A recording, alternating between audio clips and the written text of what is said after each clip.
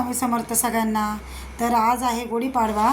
तर गुढीपाडव्याच्या माझ्या परिवारातर्फे तुम्हा सगळ्यांना शुभेच्छा देऊन माझ्या व्हिडिओला मी सुरुवात करते। तर आज आहे गुढीपाडवा। तर आपल्या हिंदू धर्माचं आज नवीन वर्ष चालू होतं, आपण त्यालाच गुढीपाडवा म्हणतो। तर हे बघा, सकाळी मी तोरण वगैरे दाराला लावून घेतलं होतं आंब्याचं आणि स्वयंपाकाची तयारी पण केली होती। तर कणिक मळून ठेवली होती पुऱ्यासाठी, बटाटे लावले होते, बटाट्याची सुकी भाजी करणार होते। आणि आज गुढीपाडवा जो आहे ना, तर चैत्र शुद्ध प्रतिपदेपासून आपल्या हिंदू धर्माचं नवीन वर्ष चालू होतं, तर त्यालाच आपण गुढीपाडवा म्हणतो।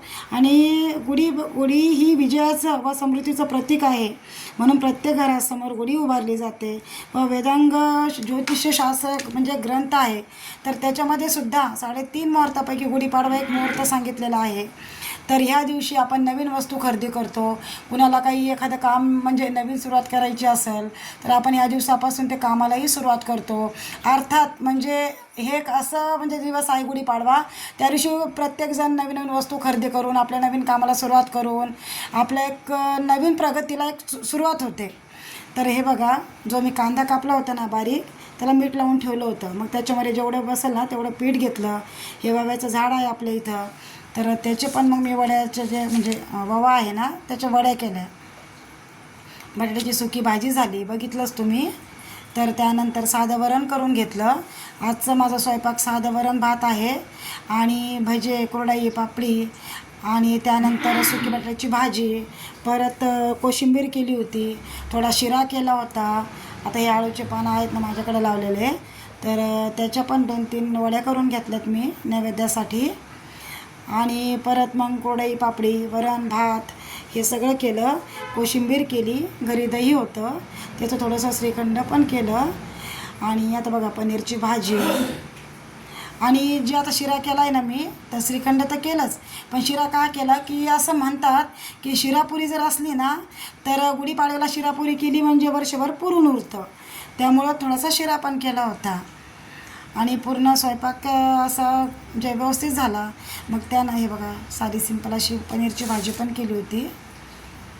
आणि त्यानंतर काय केलं मग, जे आपण हे लावलं होतं ना दही मी त्याचं, तर हे बघा आता भाजी ही अशी साधी सिंपल आपली पनीरची भाजी, त्यामध्ये थोडेसे काजू टाकले आपल्या ग्रेव्हीमध्ये, परत टोमॅटो, कांदा सगळं फ्राय करून घेतलं होतं। बघा असा कलर छान आला। आणि जे पनीर आहे ना ते तेलामध्ये तळून पाण्यात टाकले होते, त्यातलं सगळं पाणी काढून टाकलं होतं।